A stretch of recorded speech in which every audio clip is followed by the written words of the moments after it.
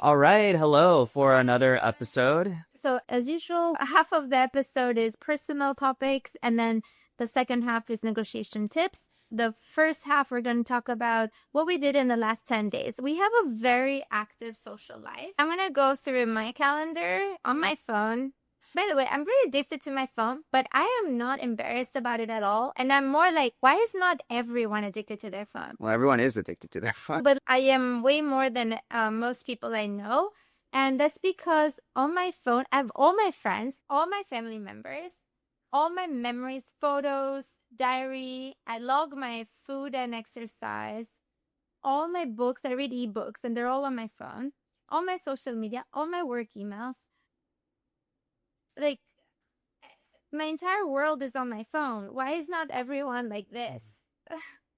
That's true. I mean, it phone addiction is like a thing. It's a thing. Yeah, Okay. yeah.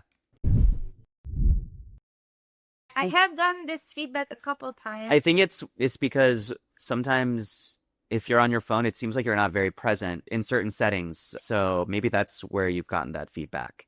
Like, my phone is so interesting. I mean, because I love reading and I Yeah, you read books on your phone too. really Yeah. love. So, we're sharing this just because we absolutely love living in San Francisco. It feels like such a unique city with very, very unique experiences happening here, different communities that you don't really see in other cities. So we've lived in many cities around the US, also abroad. Geert from Albania, but there's certain things about San Francisco that makes it feel different from other cities. Yeah.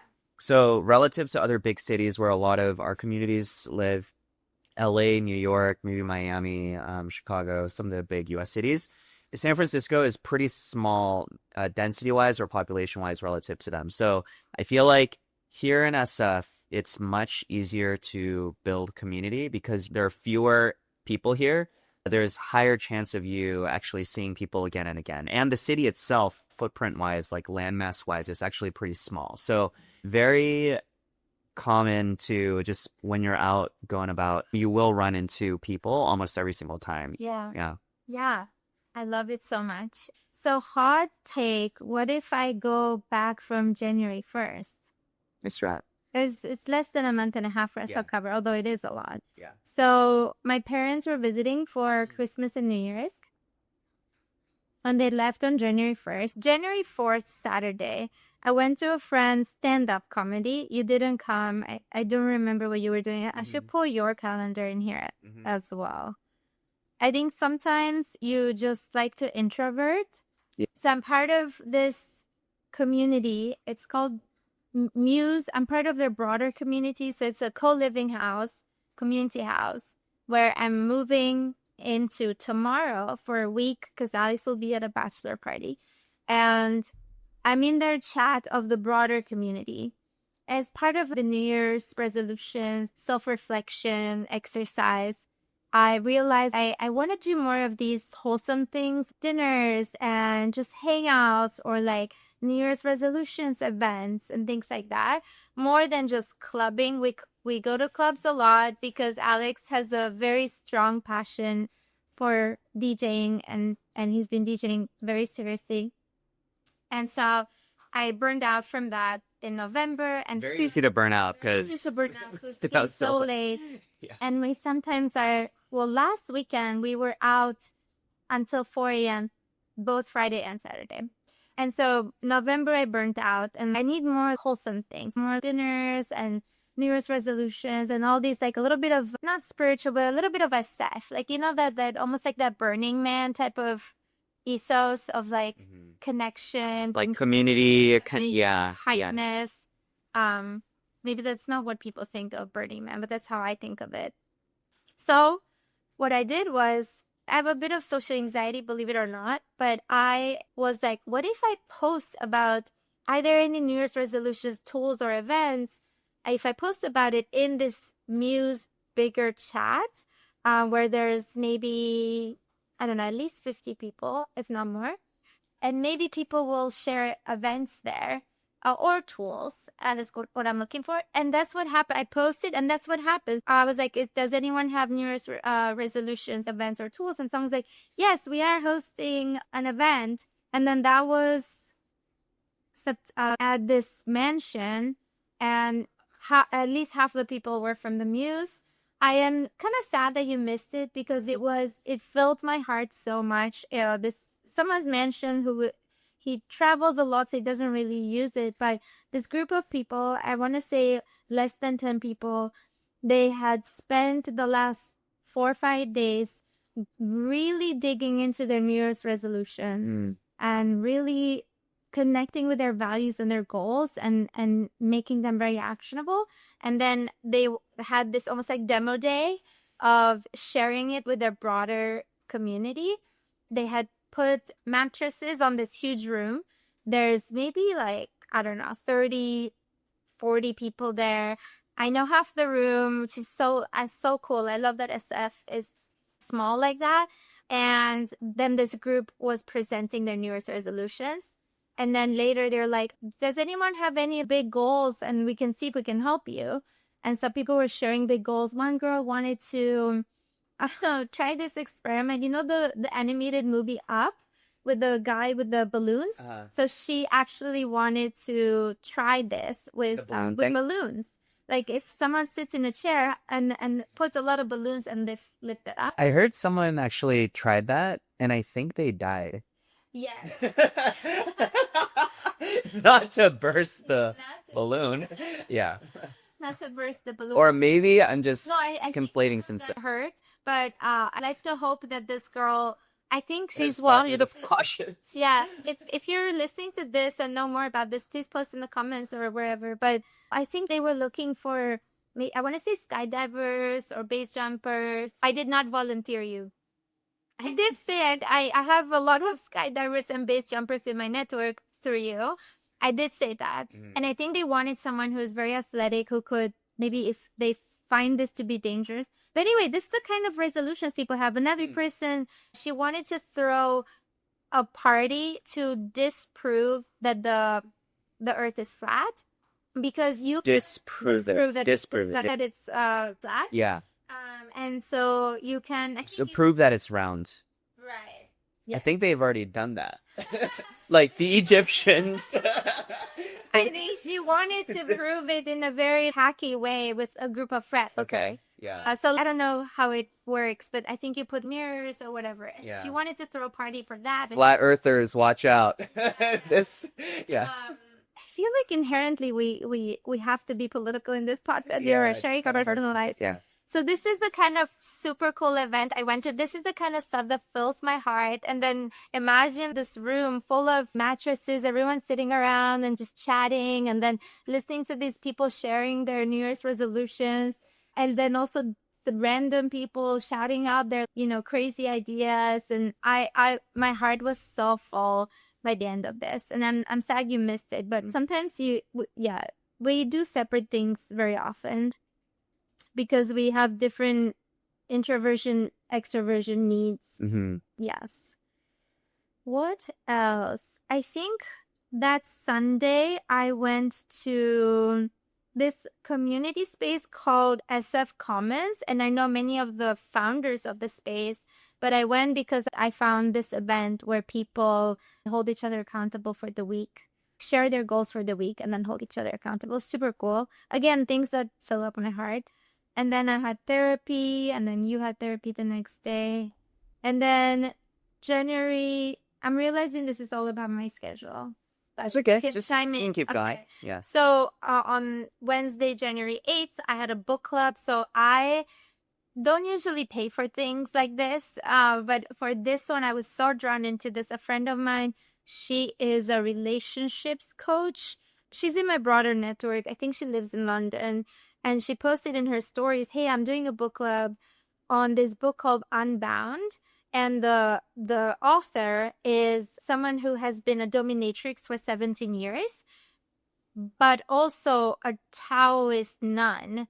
So she has seen these two very extreme experiences of, I guess, being a woman in the world, both a Taoist nun and a dominatrix. And she has combined those perspectives into her theories around power and domination and submission, but from a more of a power, not in a sexual sense, but more in the power sense, and very relevant to negotiations. And as I've been going to this book club, I realized at least one core principle that I coach my clients.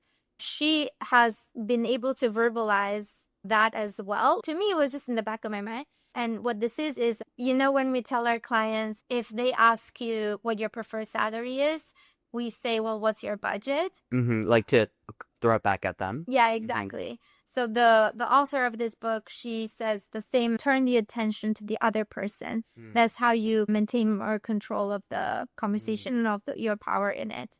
So that's been incredible. And I've become very good friends with some of the women in this book club. And then later that night, we have a new mayor in SF. Daniel Lurie. And he, for his narration, he hosted. Do you want to share more about this? He threw basically a rave in Chinatown, and he invited the musician, artist, producer, experiential creator, Zhu, very, very talented artist. Love his music. We've gone to a few of his shows. He performed at Outside Lands too, I remember. That was the first time we saw him. I was blown away. But he threw that. He's from. I think he's from the Bay Area, yeah. And so he basically threw that on the streets of Chinatown. I actually did not end up going because I was in a very introverted phase where I really just needed to recharge my own. But a lot of our friends went. You went. It looked super fun. For me, I absolutely love Chinatown in SF. I go there at least every 10 days or so because I get my hair done there. We're very good friends now. We have the same hair guy. He cuts my hair. He straightens Gerta's hair. Yeah. And yeah. And so we go to Chinatown all the time. It's so cozy. And I feel like it brings me back to almost like the 90s because you see these old men playing chess at the park. And I feel like no one does that anymore. People are not hanging out outside anymore. Yeah. It gives me so much nostalgia, and the little buildings are so colorful, they're so beautiful. I think people are living in a more, somehow it feels like I get transported back into the 90s and 2000s.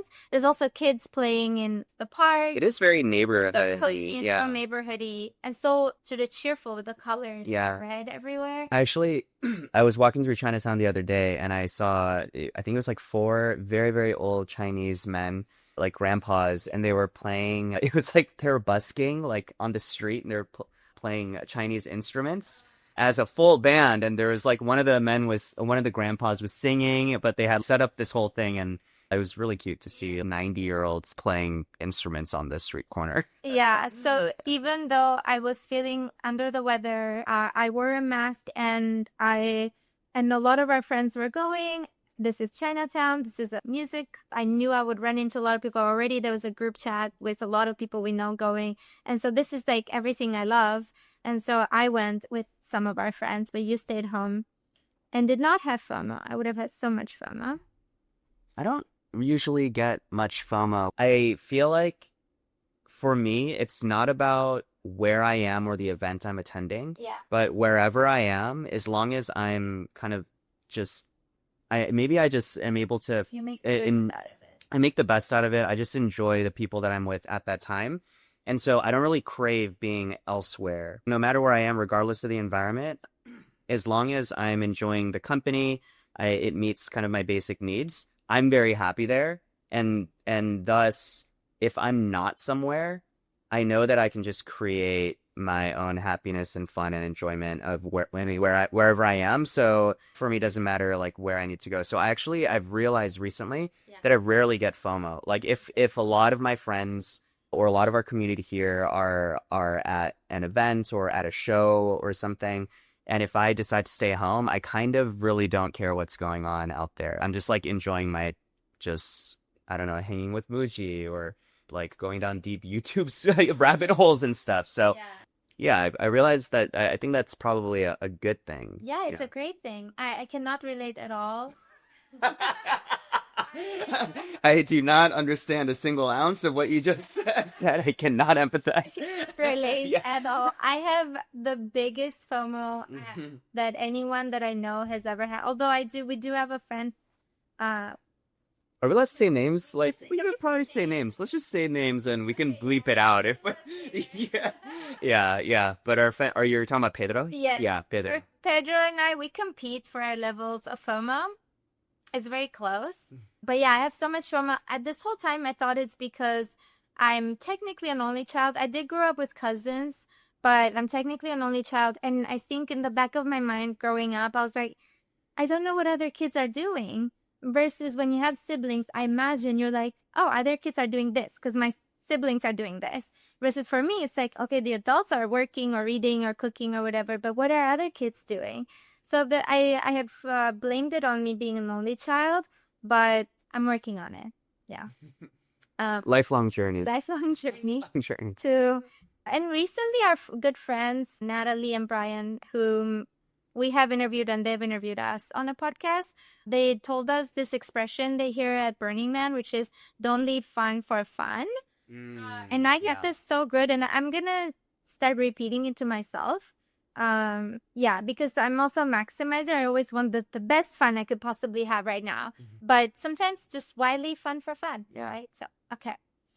The next day after the Chinatown Zoo concert, I see here that you were doing music production with Brian.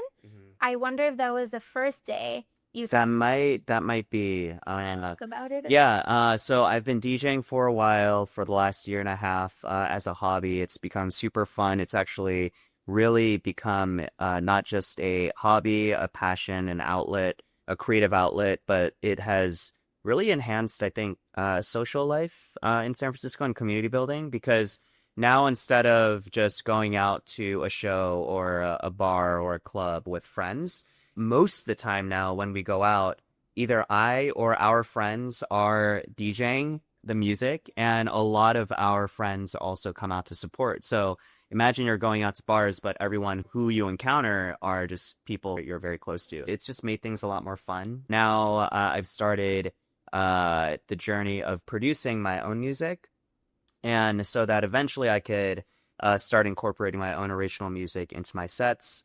One way that I've been going about this, because it's it's very, very difficult to just learn making music. My hack has been to partner with producers and people who are already very, very good at Ableton. And our friend Brian, he is insanely talented at production. I was completely blown away, and he's also been super generous in spending time with me, and we're co-producing tracks. Are you also learning from him, or I am are you kind of delegating the? I am learning, although I will joke that sometimes feel like I'm the PM and he's like the engineer who actually knows how to do this stuff, whereas the PM, you just give the ideas. But I will get in and will also write bass lines and stuff on the keyboard that we then put into the track. But I feel very fortunate to have met Brian and for us to be sharing this production journey, as well as our other friend Ben, who the three of us have really been jamming a lot on production recently. I recently realized I have 3 very good friends named Ben right now, and my dad's name is Ben. So many Bens in Oh, life. my uncle's name is also Ben. There's a lot of Bens in our lives. Oh, she chose you. Okay, that's great. That Friday, we actually flew to Vegas. Oh, yeah. Do you want to talk about that? Well, we flew to Vegas for less than 24 hours to catch the anima show at the Sphere, which was absolutely mind-blowing. And getting to see the Sphere. yeah, and also I mean, you like... I love electronic music. I'm a fan of Anima, Afterlife, that whole label. And so we went. We also caught up with some of our friends who lived there. Too. Yeah, who lived there, and also a lot of our friends flew down to Vegas because that was supposed to be the last weekend of the show. That was a lot of fun. We had to miss our friends DJing that weekend, but then we had to fly in 24 hours later because you had a DJ gig. I think it was at Great Northern with Mioli Music. Oh yeah, that was my first time DJing there.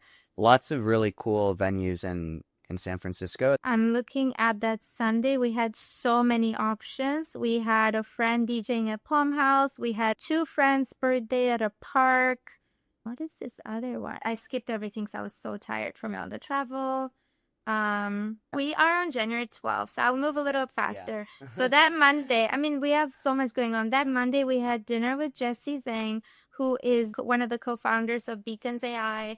How would you describe Beacons? It's basically a creator platform. Yeah. Yeah, and he's been a good friend, and we actually realized we had this dinner, a very similar dinner with him to talk about ways to collaborate almost exactly a year earlier, January 2024. And well, maybe we can briefly touch on the fact that we are considering helping creators with negotiations in this business because it's so early. We're torn on all the directions we could be going. Right now, our focus is on job offer negotiations, but we initially were also helping with promotions and raises, and then founders on their business negotiations, and then now creators is on the table. I recently helped a friend who wants to buy a company, kind of lightly help him on that front, and I'm like, oh, should we go into that? And so we're kind of lured into all these other types of offerings, but then there's always the advice, just focus on one thing and do that well and don't go after the shiny things. So it's hard to, because in the back of my mind, it's like, what if we just go down this road and it skyrockets there. Yeah. But I think there will always be those shiny opportunities. And a lot of times those shiny opportunities feel very attractive when you face challenges within the thing, which is your bread and butter. Yeah. And a lot of times we end up chasing this shiny thing because we don't actually want to do the hard thing. Yes.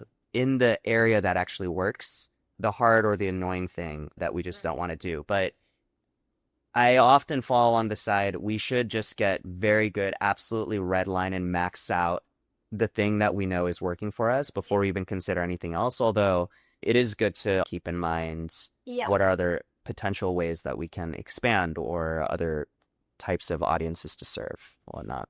Yeah, you're very good at sort of just pick one thing and go with it. For me, because I'm more of a maximizer, you're a satisfizer. So maximizer is like people who are always looking for like the best experience to have, the best business idea to work on and things like that. Versus for you, it's like, we'll pick something and I'm happy with this and that's all that matters. I'm glad that we have a representation of both of these in our business. For me, it's what if trying out a completely different offering can just leapfrog our business?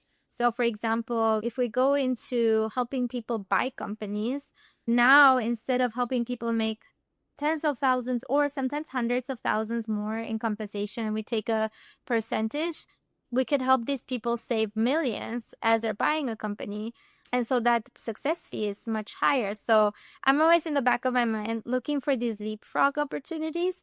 But I think an advice that we heard that really resonated with me on this was, it's okay to experiment and try out different things, but be prepared to do that with resources that you're willing to lose. Send boats out that you're willing to lose. And I thought that was excellent advice. Okay, moving on.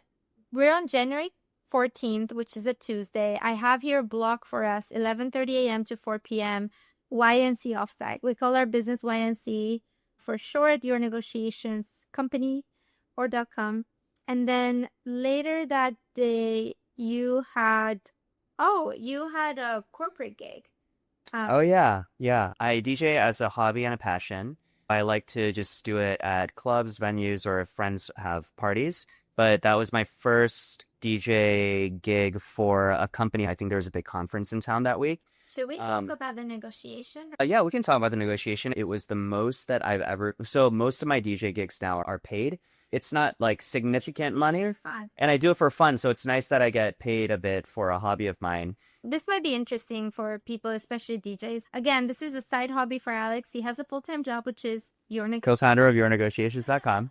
Typically, DJs make $100 an hour. $100 to $200 if you're doing it at a venue or a club in San Francisco as an opener for maybe a headliner, like a legit touring artist who's coming through. And this connection of yours reached out to you and they said, hey, we have a corporate event. I think it was like a New Year's event and we need you for 3 hours.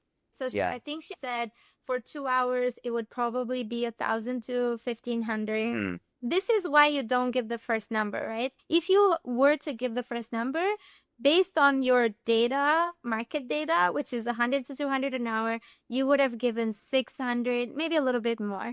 But she said we can do 1,000 to 1,500 for 2 hours. And then we're like, okay, for 3 hours, we can make an argument that you should make 2,000, right? And that helped us a lot. And then that was our sort of final move. We're like, okay, can they do 2,000 for 3 hours? And they said yes. Yeah.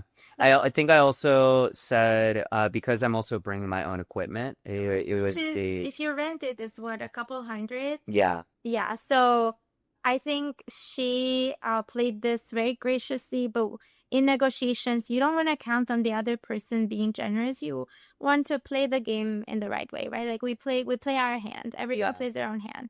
So this is why you don't get the first number, because if you had, you would have said maybe 600, which we would have thought it was a lot. Yeah. But when she showed her budget, which was 1,000 to 1,500 for 2 hours, that put us into, oh, okay, they have so much budget. Let's go with 2,000 for 3 hours. And I find out later that she works at a very renowned, successful company in finance.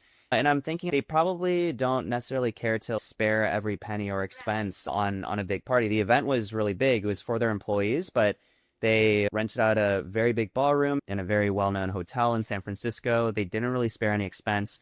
I thought later I could probably have gotten more if I really wanted to, but also I was very happy with kind of where I ended up. Yeah. It was a very easygoing, chill gig. I was basically playing background music, and I got paid more in that gig than maybe half of my gigs from last year combined. So that was like a real life negotiation that I actually faced in my DJing hobby. Yeah.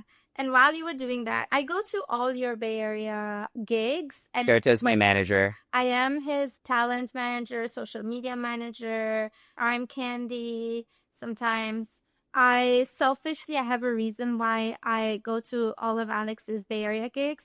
It's because when he had his first ever festival performance, it was a 4-hour drive away, and I get extremely car sick. 4 hours, I already skip Ubers around town. I walk sometimes 10 miles a day. Just to avoid not being. You love walking, but also to avoid being in moving vehicles.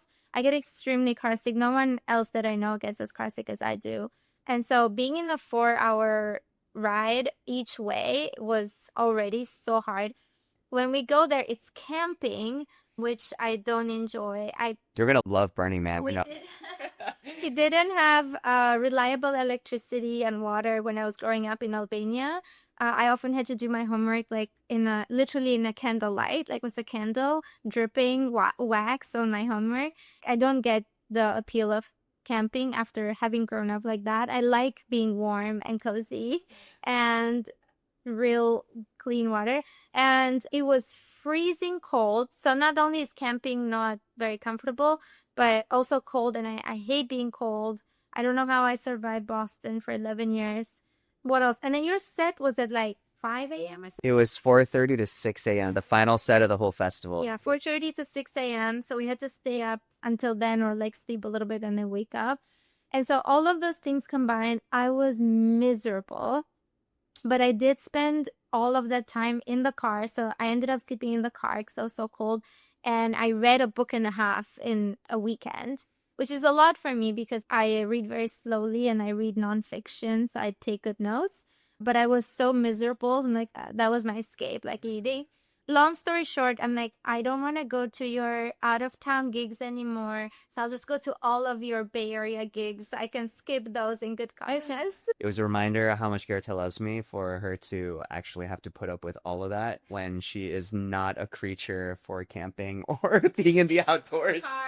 For 4:30 a.m. gigs. Yeah. Okay, let's see. What else? And then that Wednesday on the 15th, you had another music production hangout with Brian. And I actually went to this thing in SF that's pretty popular. It's called Midnight Runners. It's actually at 6:30 p.m., but I don't know why they call it midnight. Maybe that's SF's midnight because everything is earlier in SF, yeah. And then on Thursday, I have a hold for us, another YNC offsite, but we typically just kind of ignore them.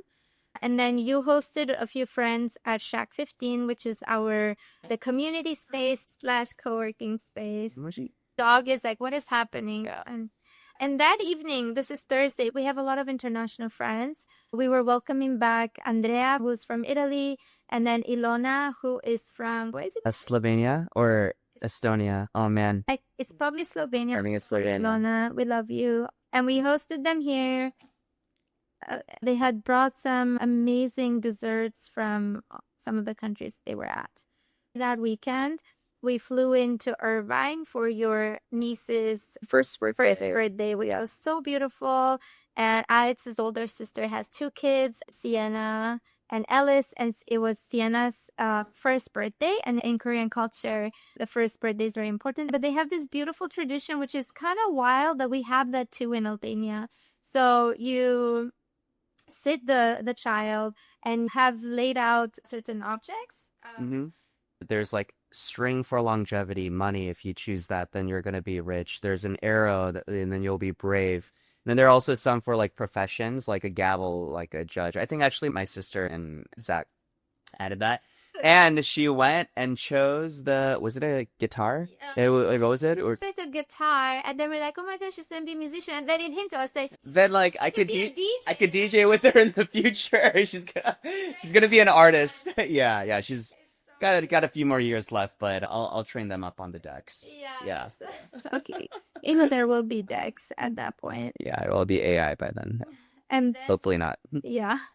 And then we fly back Sunday, and we had planned a dinner with our friend Selena and her partner Adrian.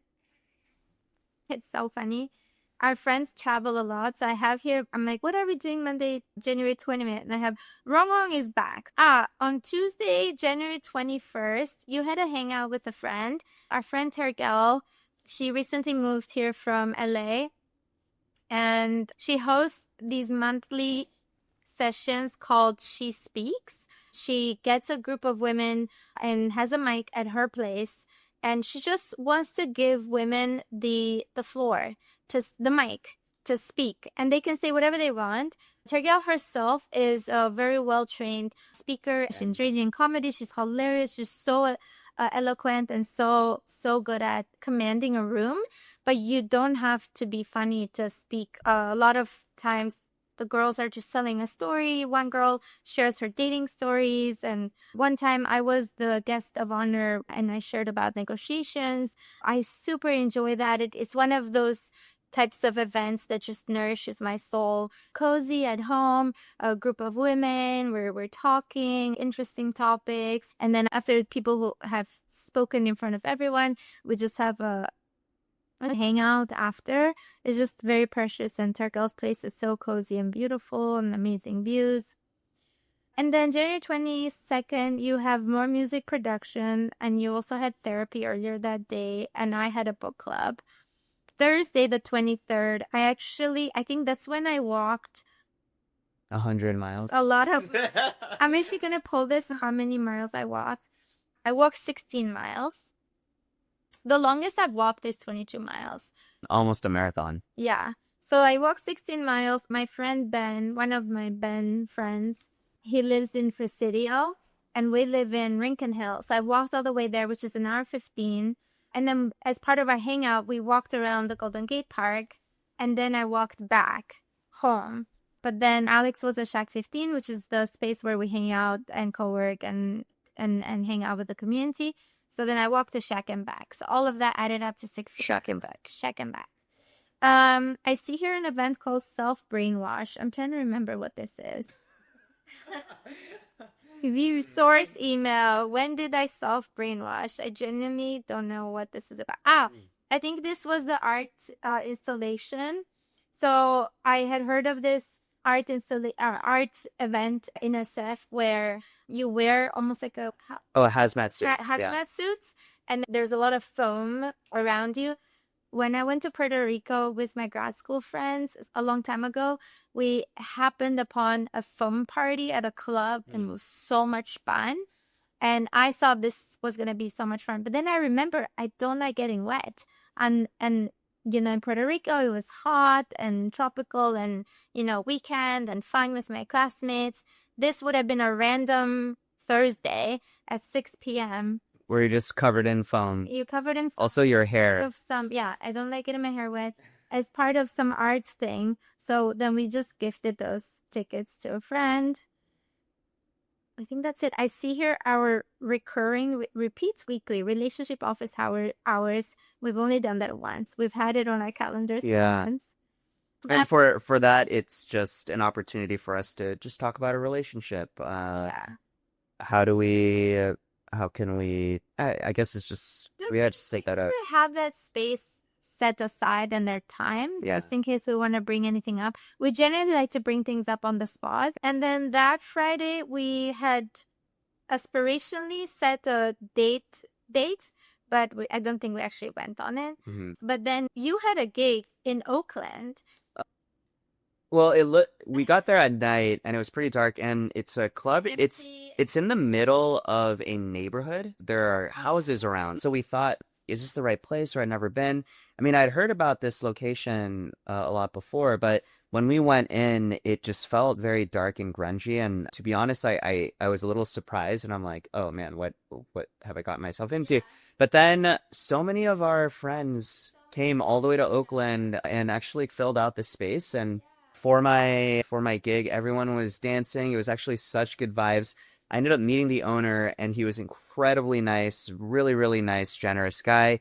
He gave me a tour of the space, and we really connected. And he said, if you want to throw events here in the future. And so that was really just a really great connection. It was a great time. Like when we first went, you know, in SF where everything is so close by. So going to Oakland feels as if you're going very far away.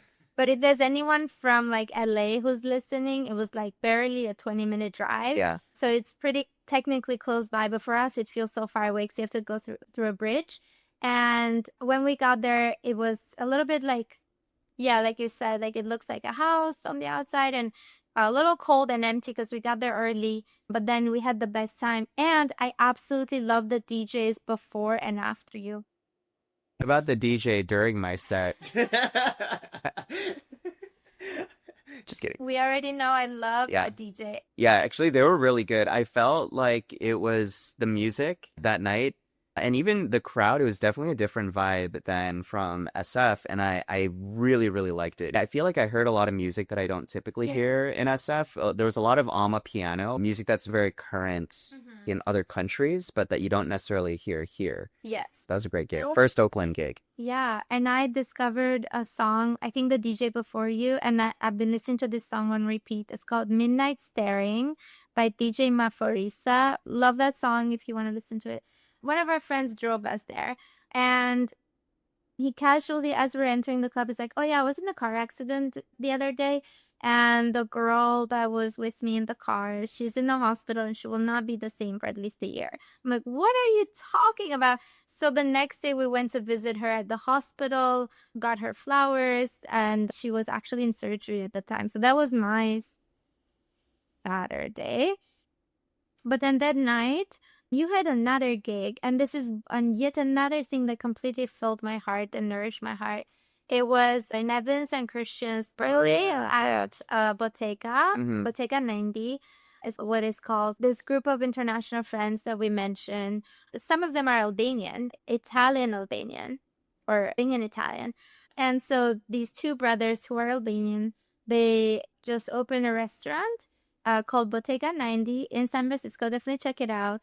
And two of their friends and our friends, it was their birthday recently, and they all this entire group, they hosted like a concert and dinner, and the band called Black Hats, where our friend Andrea and some of our other friends are part of, they did a concert at Bottega, and then Alex DJ'd after the concert. It was such a good time. So many of our good friends showed up, even ones that I didn't know were connected to the Black Hats. It just filled my heart with so much love and joy. Also, that was my first time at the restaurant, and more than any other restaurant in SF, I felt actually transported to Europe. It has such a European vibe. Very Italian. Yeah, it felt like whenever we go to Albania and eat out there, or Europe when we're in Amsterdam. It definitely has like a different touch to it. Yeah. And as we're eating dinner, we're facing the window. The waitress comes with a huge pepper. It's gigantic, yeah. One of those pepper grinders.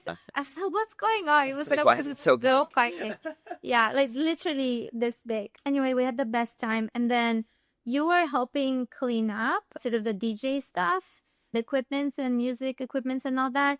And then I was itching to go out. I think we were gonna meet up with some friends. I take Pedro. Pedro and I are the big FOMO people. So Pedro and I go to the club to meet up with some friends there. And then we go to some afters after that. And so it was one of those nights where I stayed up until 5 a.m. And I think you just went home because you had been singing all night. The next day we had a hike with Natalie and Brian. Oh, yeah.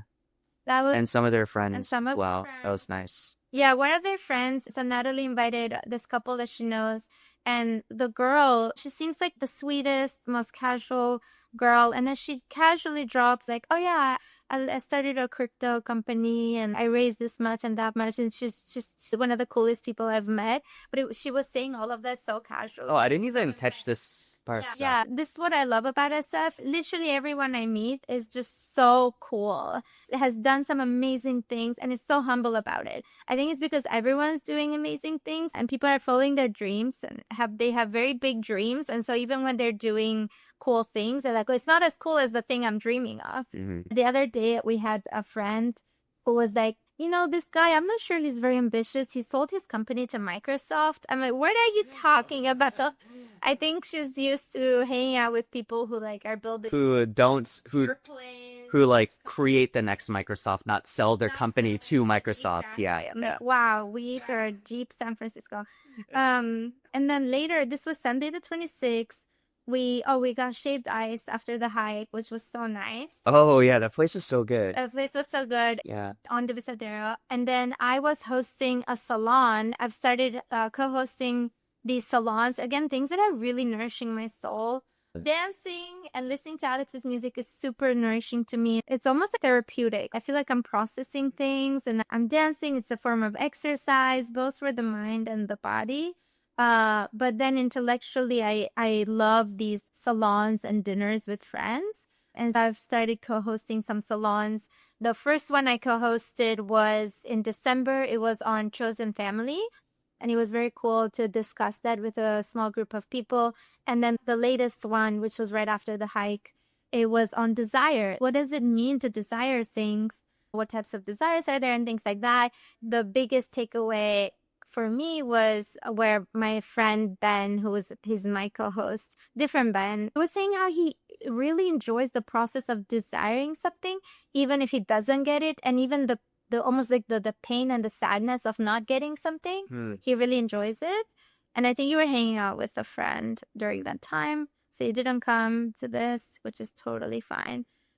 We like to do things separately.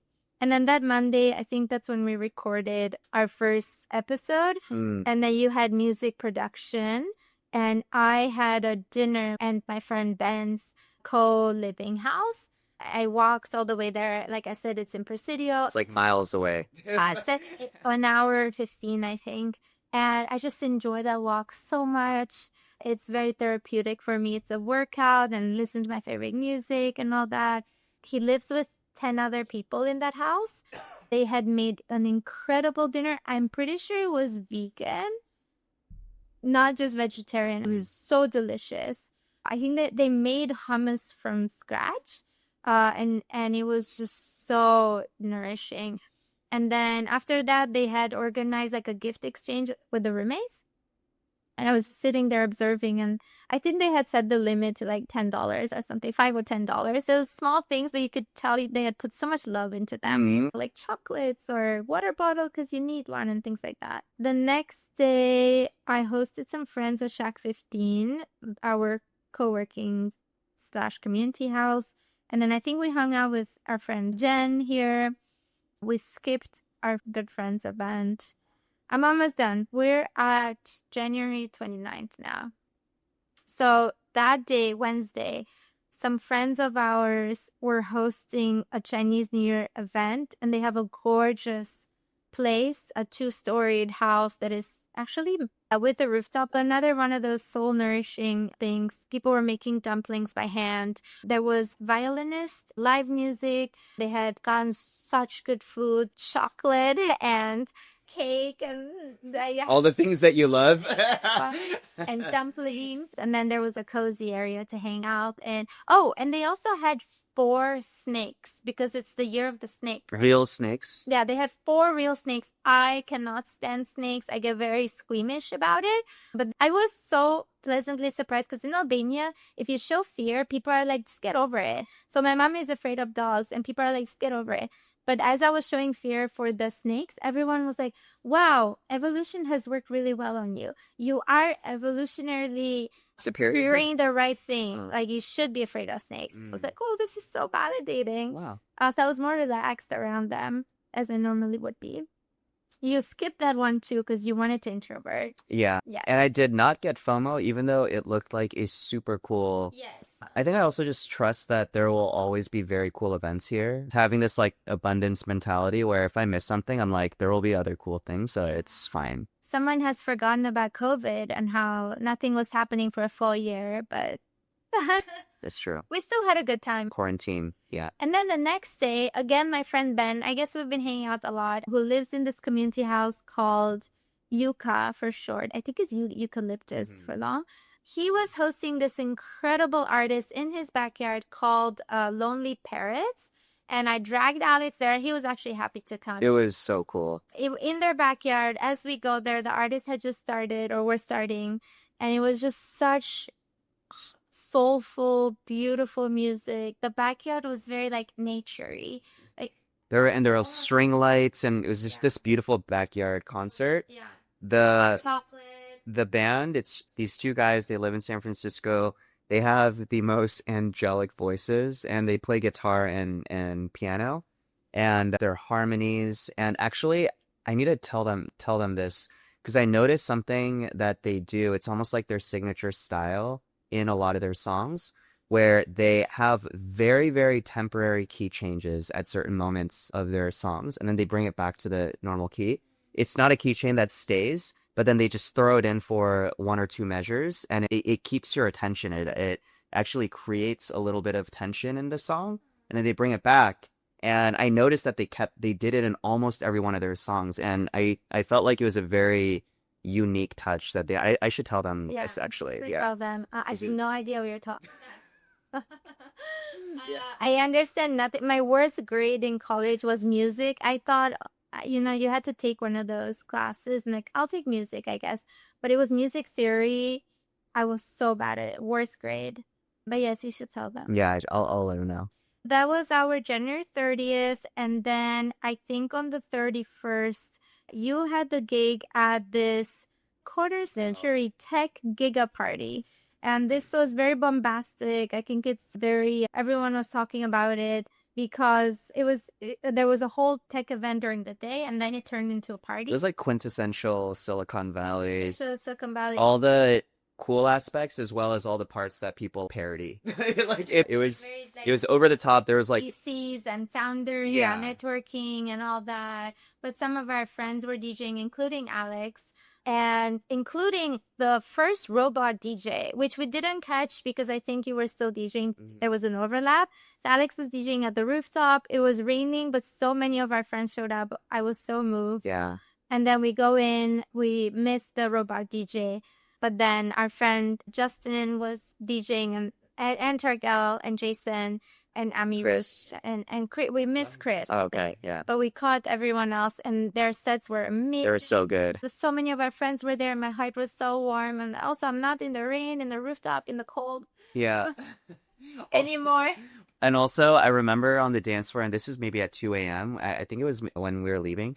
I saw this very old Asian couple. They were like in their 80s, Yes. and they were partying and dancing, and they were so cute. So Such a good vibe. Yeah, I'm like, that is goals right there. Like, I want to be dancing on, and we will. Yeah, we will be. It was super cute to see that. It was so Yeah. cute. I don't know what people are picturing when they hear that we go out a lot and stay very late, but it's things like that. You're DJing and a lot of our friends are there, and then maybe we go to afters and we hang out at someone's home and we have wholesome conversations or just hang out. So it's nothing crazy. I don't drink pretty much at all. In California, people don't really drink. The only cost to me is our sleep. It doesn't affect us in any other way. And luckily, because we have our own business, we can sleep late the next day. That was Friday, January 31st. And Saturday was the Muse big party. So the Muse is the community I'm moving into tomorrow for a week. And last year, they hosted a party with a performance. They had a theatrical performance. And it drew in people so much that it was on the news, the local news, I think SF Standard. And this year it was a lot calmer. Last year it was so hard to go from front door to second door. Oh yeah, It took like half an hour. yeah, yeah. This year it was much calmer, fewer people. We had an amazing time. I actually stayed longer. Alex left after a while. I don't think I went to afters. I came home to sleep. You were already sleeping. But it was so beautiful. Maybe we should do this sometimes as part of what to bring. They said bring a piece of fruit or flowers. And they had set up a lot of a beautiful cake made of fruit there.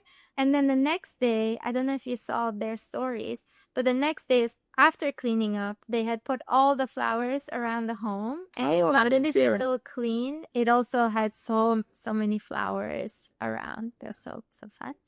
We had to miss a lot of parties to go to this one. You always have to miss. And then the next day we were so tired. We missed Efra and Paul's Lunar New Year party. And I think we went to hang out at our friend other Ben, like Ben, who has one of our Ben friends, has his place is so vibey.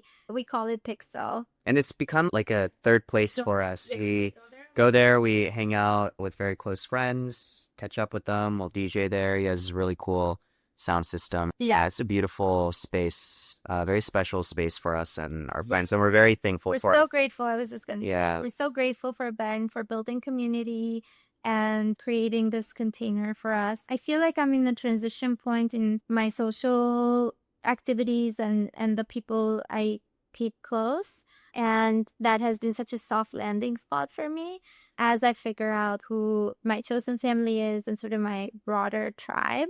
It's been so wonderful to have that go-to place and feel so at home there. We're getting close to our current day, but on Wednesday, February 5th, I went to see my friend Olivia, who lives in East Bay. She has 2 twins. It was so precious spending time with them. You stayed home, and then Makes it almost sounds like I'm just always staying home, but no, they're all yeah, music production. yeah.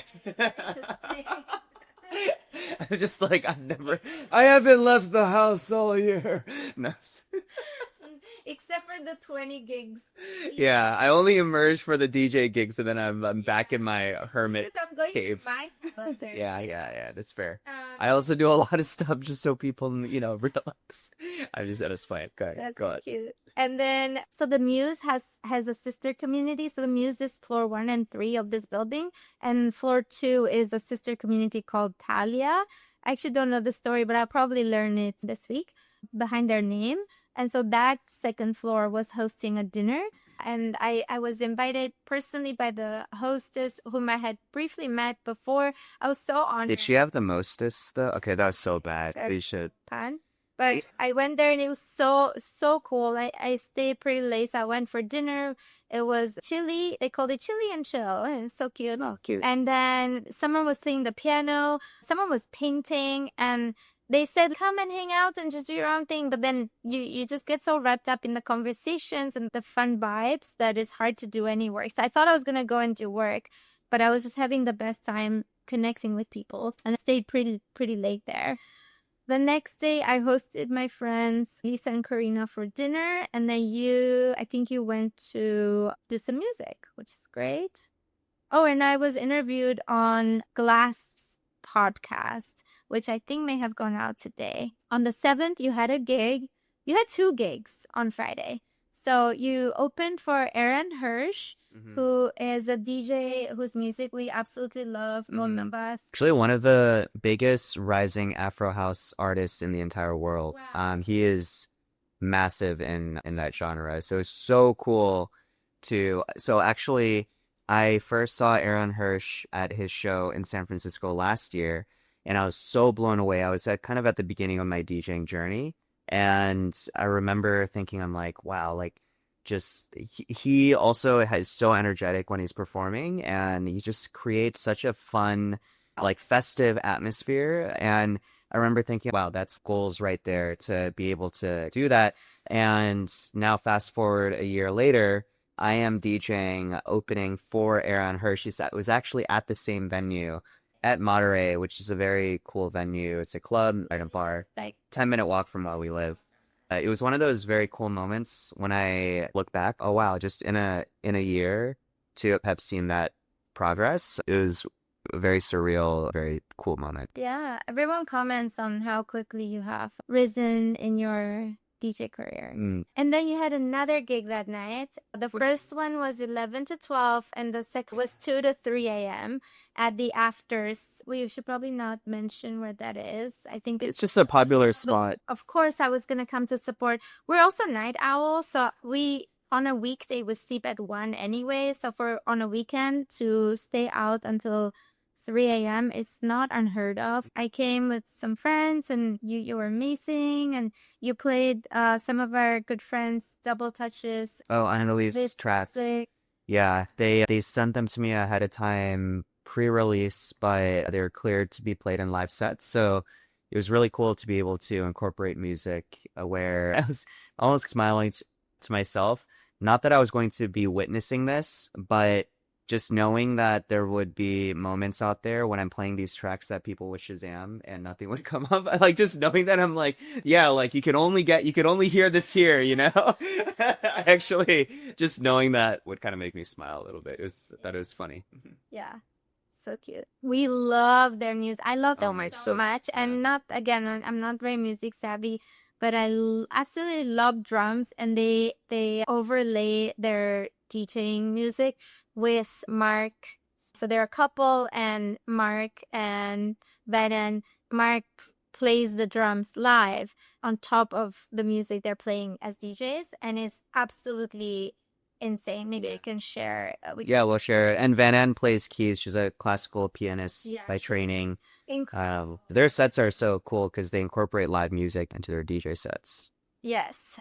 I was invited to go to a hike the next day with some friends, but we're just catching up on sleep because Alex's set was until 3. We got home obviously like 4, and like just catching up on sleep. And then the next day, our friend Ben, whose place is called Pixel and who's been like a third space for us, he was hosting this very well thought out, well planned Lunar New Year party. And Alex DJ at that as well. It was just so magical, so well thought out and planned, and another sweet magical night. I went and I was dancing and just had the best time. And so many of our friends were there. Oh, you went to play for a friend's birthday party, and I went to see our friend Soa's her dance performance, and it was so moving. We divided and conquered, supporting all our friends. Supporting our friends. I discovered a beautiful song. Maybe we can put these in the show notes. It's called Anger by this artist. I don't know how to pronounce their name. Yeult. Isolt. Is that French? It might be Isolt. Yeah. And then Bonne année. Bonne année. Cosa? Pain au chocolat. Okay, I'll stop. So the next day, which was yesterday, you had some music production. I went to dance class with a group of my friends. It's not the best exercise ever because it's a little slow, but just to hang out with these friends. And today, here we are.